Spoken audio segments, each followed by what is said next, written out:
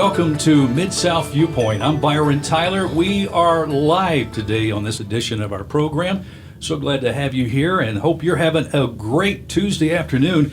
Looking forward to sharing the afternoon with you and our guests who just returned, by the way, from a political whirlwind. Would you say, Sarah? That's right. Just landed from New Hampshire just a few hours ago. And we're talking with Sarah Haley, who is actually the executive director of Arise to Read. Sarah, why don't you give us a nutshell on what you do in that position and what Arise to Read is all about in our Shelby County schools? Yes, well, thank you so much for having me today, Byron. It is a delight to be with you. I'm the executive director of Arise to Read, which is an education nonprofit here in the Memphis area that trains and recruits area churches to tutor our students in the inner city schools. And we have a struggle with literacy here, and so our target is third grade literacy, and our desire is that every second grader would be tutored 1 hour once a week by a volunteer from some of these area churches. And you guys are really making it happen. You've already demonstrated the ability for Arise to Read to be effective in a local school here at Treadwell, I believe, Elementary.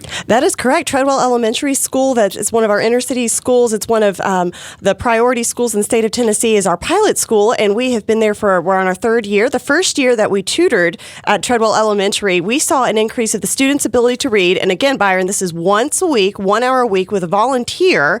We saw the children's increase in their ability to read on Fry Word grade level increase by 115%.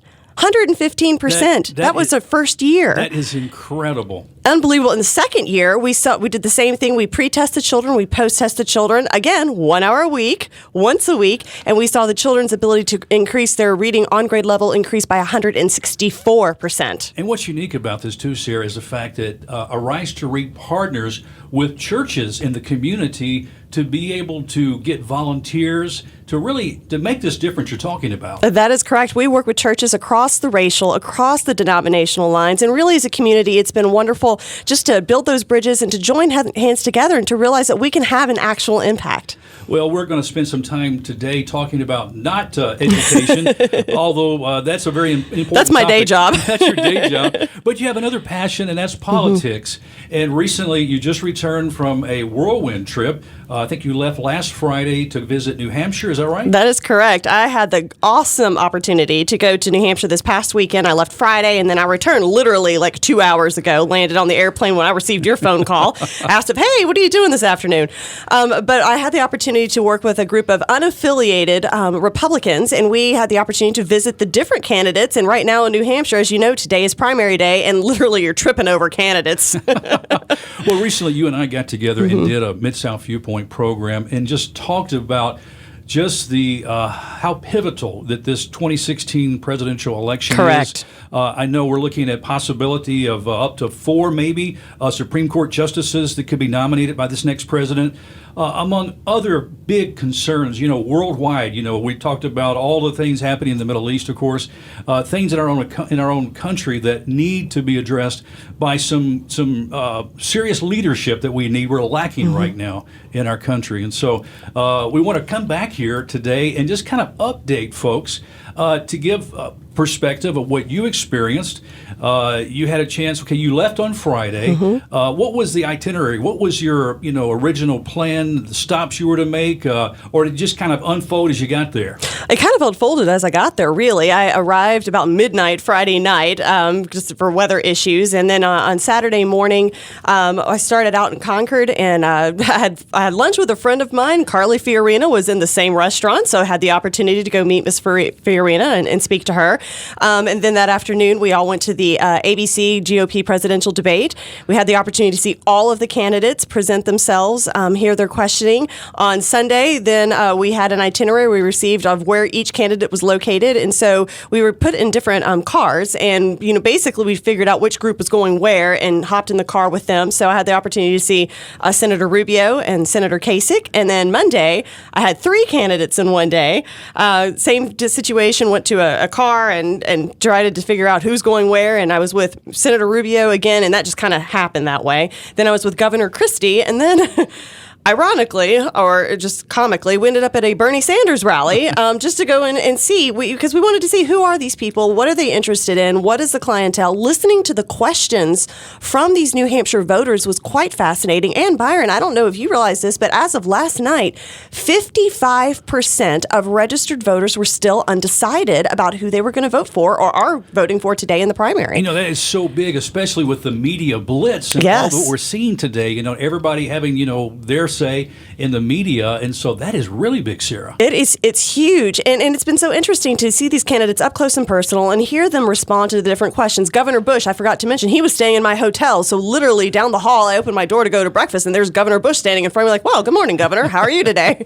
Got to walk with him. And it was neat because I didn't have the opportunity to interact with all of them, just Governor Bush, just because he was staying down the hall from me. And as I talked to him, I said, sir, I wanted to let you know that there's a group of us that are praying for all of the candidates, because we realize whether we agree with any these folks or not, all of these men and women are sacrificing their lives, they're sacrificing their families in the pursuit to do what they believe is right. They are willing to lead when very few people are today. Did the governor make any comment? He stopped and he looked at me and he said, it really touched me. He just said, I am so thankful for that. Thank you so much for letting me know. I really, really appreciate it. And I think really these candidates do appreciate the fact that people are praying for them, No, completely, because candidates all day long, they receive criticism, either advice giving them quote unquote good advice or bad advice, but they receive advice and criticism constantly. And it's very, very rare that any of these elected officials or non-elected officials for this matter have someone that comes up to them and say, hey, I just want to let you know we're praying for you. Well, Sarah, take us back to that Republican debate on Saturday evening. Of course, ABC carried that show nationwide. I came home from watching the Grizzlies play at the FedEx for my wife was intently, don't say a word, I'm watching this debate. I'm still trying to make my decision. And so I know that debate was very important for many listeners. Give us some behind-the-scenes things. One of the things I noticed, a friend of mine, the Duffleys, Christopher Duffley, who is 14 years old, he's blind, he's autistic. I've had him on this show before. He got a chance to sing the national anthem at the debate prior to the actual television show going live. So give us a little backstory and some of the behind-the-scenes things that you noticed at the debate on Saturday. Yeah, absolutely. Well, what happens is it's kind of like a political version of the Oscars. You have a bunch of black SUVs that line up and they drop you off, and you have to go through all of this security. And in fact, once you've made through security, your radio listeners can't see this, but your TV people, you hold it up to the camera there. You can see we get these big, huge, awkward ID badges that you have to wear so everybody knows that you've been cleared through security. And then they put you in folding chairs. It's not nearly as glamorous as you think it is. It's a folding chair, and you're in the middle of this arena at this case, this was St. Anselm College, and you are, you mill around for a little bit, but then when the cameras start, you are trapped. You cannot get up to leave. They say if you need to go to the restroom or something, you can go in a commercial break, but there's no way that you're going to get back in. So, those are the kind of little nuances that you don't really realize. Now, I've been to several debates because, as you know, I was Ann Romney's press secretary in the 2012 presidential campaign. So I have been to many presidential debates before, but I got to tell you, Byron, I really prefer to sit in the back and watch it on television. I mean, the audience is great because you can kind of get the feel of the room and you can see the candidates in person and get the body language. But really, I prefer being in the television because I yell too much. I'm like, no, don't say that. Well, how far in advance before the actual went live on air did you have to kind of fill that room and get there and go through all of the security and get ready for the event? We had to get there about 6:45. The event started at 8 p.m. Eastern Standard Time. So we were there at 6:45, and by the time we'd made it through security and we were escorted to our seats and we had, gone to the facilities and done everything that we needed to do to make sure that we could go sit for the next 3 hours, we had to be seated in our seats at 7:45 p.m. Like no moving, sit down, and then of course it was lights, camera, action. Of course, you have worked with Diane Sawyer, ABC News, and were her personal assistant, I think, helped to produce some shows and news-type shows. What was your take on the overall debate, how ABC itself handled the debate? Of course, Fox, has been criticized quite much for its debate, and other networks have too. I'm sure every network probably gets criticized on how they, produce a debate.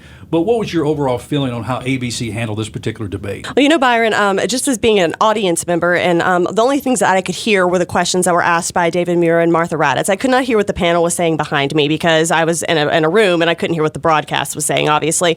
But I really felt, I know David Muir, he was on the 2012 campaign and was on the plane with us, so we got to know him very well. And then when I worked in the ABC World News Bureau, I was actually a special projects producer. So I wasn't Diane's personal assistant because she was in New York. I was in D.C. So I got to spend a lot of time with Martha Raddatz, and I have a tremendous amount of respect for both of them as journalists. And I felt like their questions were very fair. And I think it's very important to make a distinguishment between questions that are fair and questions you just don't like. Because just because you don't like a question doesn't make it not fair, because that does affect somebody else. And if something's been printed in the news over the week, that's something that has made the headlines. And even though you might not like the question about it, somebody else may have the question. So overall, I felt like David Muir and Martha Raddatz did a very great job. Some of the questions now that were asked, you obviously you said they were fair questions, and maybe some not so fair questions according to the candidates. You heard a lot of interaction, I guess, between voters, these many undecided voters, as you mentioned, as you made your way through these New Hampshire events and different venues that you attended. What seems to be the overall heartbeat, do you think, of the voter in relation to the questions they're asking to these candidates? And what are some of the issues that are really standing out to you that voters are concerned about? Well, I think what voters are constantly looking for is, and especially New Hampshire, the voters that I was listening to talk to these candidates in New Hampshire, the debate's important because you really get to hear their views of different policy issues. We're in a very, very critical time, as you mentioned, in our nation's history. We're in a very volatile period in the grand scheme of the world, internationally and nationally. And it's kind of, I think the number one thing that concerns voters, and what I heard over and over, is that existential threat that's threatening the United States of America. That's that terrorism, that's ISIS. How are you going to handle it? And then, the greater question is how are you going to be representing me in the process? Because yes, we want a commander-in-chief that is able to lead our military and to create a strong military, to go after the bad guys, if you will. But at the same time, you want someone that's going to represent you. When you are hosting that state dinner in the White House, you want someone that's going to represent your values and who you are when that foreign dignitary is coming in with his family, or that foreign dignitary is coming in to negotiate some kind of treaty across the world that's going to impact the lives of millions. So there's a lot of things to be considered. It's not as cut and dry as we would really like to think it is. There seems to be a loss of respect, too. I know we've seen in some of the debates and in some of the media blitzes where certain, presidential candidates are speaking. I mean, they're dropping the F-bomb, like it was, crazy, and I'm just wondering, have we gotten away from just mutual respect and learning how to use the English language in a way, that shows that we have a little bit of sense to us, and that we can navigate and negotiate issues and talk intelligently without using those F-bombs? Well, I agree, Byron, because there's a certain level of decorum that I expect out of the President of the United States. Because again, that person is elected by the people, and that person is working for the people.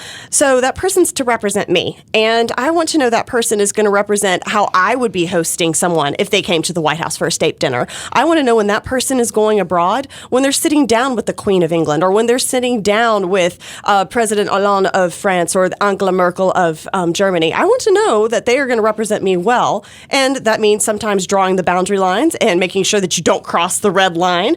Sometimes that means that you're going to have to kind of give and take to part of the democracy of negotiating whatever it is on the table. And so when you are behaving like a child, that does not reflect well on the United States of America. When you are throwing temper tantrums and when you are using foul language, that doesn't represent me. Yeah, especially as a parent trying to teach their children, to not use certain words and know that, there is a protocol, as we communicate, and there's certain words we just don't use and we shouldn't use. It makes it difficult for a parent as you want to educate your child in the political system, and at the same time you're telling your child don't use those words, and yet we see these potential presidential candidates use them on national television. Well, I think it's an excellent point, because you want to train your child about government and let them know, and hey, you want your kid to watch the presidential debates or to watch these rallies and say, look, honey, that person's running for president, But then it's like, oh, earmuffs, don't listen to that, don't repeat that, and you want somebody that child can look up to. And I think that's where it brings up the point of character, Byron. Yeah. I think character really matters. And I think I always encourage folks that when you're looking across the scheme of the presidential candidates, and we have 12, that's a lot, looking and weighing down their pluses and minuses. I heard of a man over the weekend, a gentleman in New Hampshire, Monday morning, was still undecided about who he was going to vote for. He said that during the Super Bowl Sunday night, he took the list of the names of those candidates. He wrote down pluses and minuses of each of them, went through and thought about what that candidate was going to have to deal with. The big picture being for him, this gentleman was a Republican. So for him, that picture was A, can you beat Hillary Clinton, who will be the presumable nominee for the Democrat side? And then B, once that person got to office, who will they appoint as those Supreme Court justices? How will they handle Vladimir Putin? What are they going to do about ISIS? How are they going to handle the economy in the United States? And so those are very, very important questions. And it's a thoughtful process. You don't just go in and go eeny, meeny, miny, mo, I'll choose you today. Yeah. You've got to think it through. Yeah, I think there is a more of an intelligent voter than I think the candidates, realize. I mean, people are really looking at these issues and they're looking at these candidates, and I think they are looking for a strong character base to make their decision. As you, Sarah, traveled from the different venues, the different engagements that you were at in New Hampshire, from Christie to Rubio to Bernie Sanders, give me a feel of the environment of the room, the environment of the place, and the people that you were around in these different events. It was really fascinating, and I would encourage this to all of the listeners that, especially here in this Tennessee area, because we're going to get the parade of candidates because we're not too far down to vote for ourselves. Of course, the Tennessee primaries are on March the 1st. And so I'm sure you're going to see them hosting rallies. And I think it's important to attend all of them. Go and listen because there is a different feel. Senator Rubio, for example, I walked into his crowd. He had a really, really enthusiastic crowd. However, I think he did have like half the Miami Dolphin cheerleaders in there as well. I don't know that's who they were, but they came in wearing football jerseys and they're like, rah, rah, Marco, Marco. And so they had the audience just really spun up and they were a lot of fun. And then Governor Kasich from Ohio, he had probably about 300 people in a town hall, and they were a lot more subdued, but the questions were very in-depth. They were asking questions about the economy. They were asking questions about ISIS. What are you going to do to handle the ISIS issue? And I had a couple sitting next to me that said, we weren't really sure who we're going to vote for. After we saw the debate on Saturday night, and these are another New Hampshire couple watching the debate, made a difference for them. They said, we've narrowed it down in New Hampshire between Governor Kasich and Governor Bush. And so we've gone to these events again to hear both of them again because we want to see how they're going to handle the audience post-debate. Now, you represent a conservative political analysis as we're sharing today. And as we look at that term conservative, as we look at back in the Reagan administration, of course, I was my first president to vote for. I don't even know if you were even born yet, but I think you were. But, back in those days, just thinking about, there was a clear-cut definition of what a conservative is. Today, there is a variety of conservative views, and not all conservatives are holding to the same values, and it seems like we can't unite, under one principle and purpose. Do you see that? Are you feeling that? Oh, absolutely. I mean, it's very obvious just within the Republican Party. It's clearly fractured. And then even with the evangelicals, it's very fractured. You have certain evangelical quote-unquote leaders that are backing different candidates right now. You have Dr. James Dobson that was backing Senator Cruz, but then you have Dr. Robert Jeffers that has made it clear of his support, though he has not endorsed Donald Trump, but he's made it clear of his support for Donald Trump. And then you've got, Russell Moore of the Southern Baptist Convention that has endorsed Senator Marco Rubio. So there is a great divide, and I think it's an excellent question. And that comes down to the voters to represent, for them to figure out who do you want representing you. But then this brings us to a deeper level, Byron, which I think that's where we as believers have to realize we have got to pray. We have got to pray like it matters because the enemy comes in to divide. Yep. And that's a thing that I think that a lot of people forget about the spiritual warfare component to this, that the enemy wants to take down the United States of America because we have represented the character of Jesus to the other nations around the world. So he's going to come in and fracture and divide however he can do that. And that's where it's important for us as believers to get together to pray like it matters, and to pray that we will be unified. Ask the Lord to open our eyes to the evil. Someone, is there a candidate that's speaking lies? Well, ask the Lord to open our eyes to that, reveal the truth, truth. So we'll have that divine wisdom to know who is the person that we need to be voting for. Something that we talked about last time, Sarah, was the importance of our voters to investigate the candidates. Don't just take them at their word. I mean, a simple Google search, as you mentioned, the name along with different scandals or whatever, can really produce a lot of information. Absolutely. I mean, the internet era that we're living in is, presents the good, bad, and the ugly. And as I said last time too, when in Washington, where there's smoke, there is generally fire. So you need to go out and look at it, and you need to be honest about what you're looking for too. And because I think that sometimes, and I think we're all guilty of this to some extent, where you have your favorite and you put all of your stock in your favorite, and by golly, that guy's going to be the best thing since sliced bread. But at the same time, I think you need to give an honest look at it. If you Google that name of the candidate and then you Google whatever that issue is, or like I said, just Google the word scandal and see what shows up, and you've got a litany of things that appears, then I think you need to kind of look at that and see, okay, why? Why is it there? Who wrote it? How much credence is there? And, if you've got connections, well, then certainly ask everybody. But if you don't, I think you should have an open mind about these things. Well, I know you are functioning on just a little bit of sleep. You've been on the go a lot since last Friday. What has been maybe some of your takeaways from this last few days overall? I mean, are you encouraged, more encouraged about what's taking place? Are you how do you feel about where we are right now?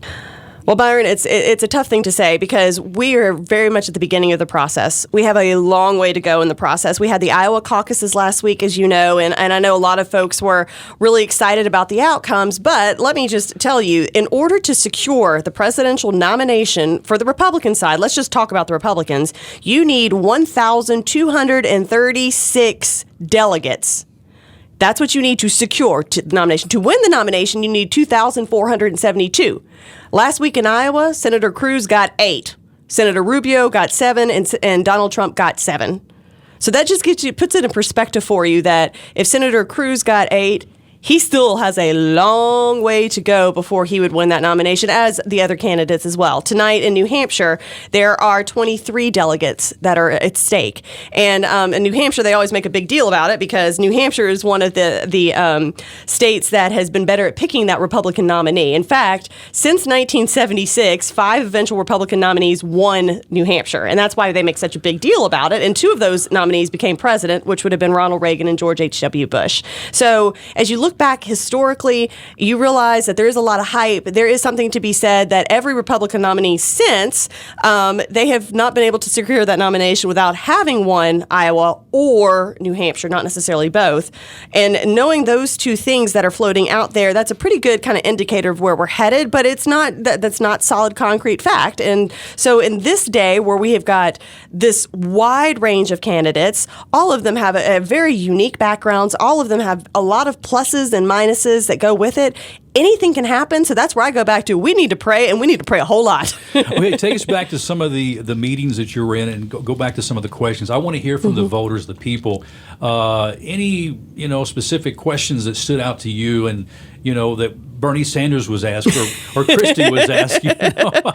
Well, I'll have to say I'm obviously not a Bernie Sanders supporter at all. He is a self-proclaimed socialist senator from Vermont, and I will never, ever vote for Bernie Sanders. However, he had the best music of all the campaign rallies that we went to. We were singing Stop in the Name of Love. And so he was appealing to the college kids, and he did a great job appealing to the college kids. But he's a socialist, and I am not a socialist. I am very much a conservative Republican. And so I left before the revolution began. And so I was only in there for a few minutes. An interesting point. I was just reading an article today in a publication at lunchtime, matter of fact, and it was just talking about, the socialism on our college campuses. Even in private schools, growing numbers of the professors, if it wasn't for the government and all these government grants they get, that is their salary. And so I think a lot of the socialistic influence we're seeing on the campuses, which are kind of shaping the minds of our young people that are going to these colleges, is actually, it's coming back around from the government. Yeah, it really is. And what's really sad, Byron, is I'm sure you've seen some of the jaywalking episodes. I say jaywalking, Jay Leno's no longer on air, but like Jesse Waters going out on the O'Reilly Factor and talking to these kids and even and asking them, do you know what socialism means? They have no idea what it means. Some of them don't even know who the vice president is right now. I know, and I used to do those man on the streets things where I'd have the signs. When I worked at Fox News Channel in New York City, I would pull out the sign of the Secretary of Defense, the Secretary of State, and of course at that time it was Condoleezza Rice, and there was Dick Cheney, and there was George W. Bush, and they would have an idea of George W. Bush, but they have no clue who Dick Cheney is. And I would think, how on earth are you a citizen of the United States of America and not even know who the vice president is? I can maybe understand the cabinet members a little bit, but the vice president? But, it just shows you where we are as a society. And again, that's why it's so incumbent upon us as believers to truly pray and ask the Lord specifically, Lord, help us. Pray over these college kids. When I went to the Bernie Sanders rally, by the way, Byron, I went there. I was part of this group, and they all wanted to go check it out and do some investigating. And so that's how I ended up going. We were all conservatives walking in just to go and check it out. And the thing that I did is I told you last time, I was using this as a prayer tour. And as I sat in that room with those college kids, I prayed over those guys. And I said, Lord, I'm just representing all of these other saints across the world. It's not across the United States. It's not just me in here praying on, coming in agreement with them. Lord, I pray you would open their blind eyes, because clearly these kids are blinded. Clearly these kids are being misguided, and they're biting into a lie of the enemy. This is not what you would have for them. So I pray that you would open their eyes. Lord, I am asking you to put godly people into their lives. And that's why I'm so grateful for the college ministries that are here in the Mid-South area that are reaching out to these college kids, because this is a very, very vulnerable point in their lives. Well, Sarah, that is a good word. Mm-hmm. And we're going to have to kind of wrap it up here and say goodbye. But this is not the end of Sarah Haley's political commentary here on Mid-South Viewpoint, because throughout the time, the political season here, I want to have you come back in the studio when we get back together. I think we're scheduled to do another program on Arise to Read. We are next coming week. up, yes. So you haven't heard the last of Sarah Haley by any means here on Mid-South Viewpoint or Bot Radio Network. Well, thank you so much for having me, Byron. It's been a pleasure. Now, if somebody wants to contact you, is there an email address we can give out? You can contact me at my Arise email address, which is Sarah with an H for Haley, Sarah H at arise2read.org. Okay, get that one more time. It is Sarah H at arise2read.org. Sarah Haley, thank you so much. Always a pleasure to have you here on Bot Radio Network. Thank you, Byron. Friends, that's all the time we have on this edition of Mid-South Viewpoint, live from our studios here at AM 640 and FM 100.7. I'm Byron Tyler. Hey, we'll talk to you next time. Thanks for listening. Bye-bye.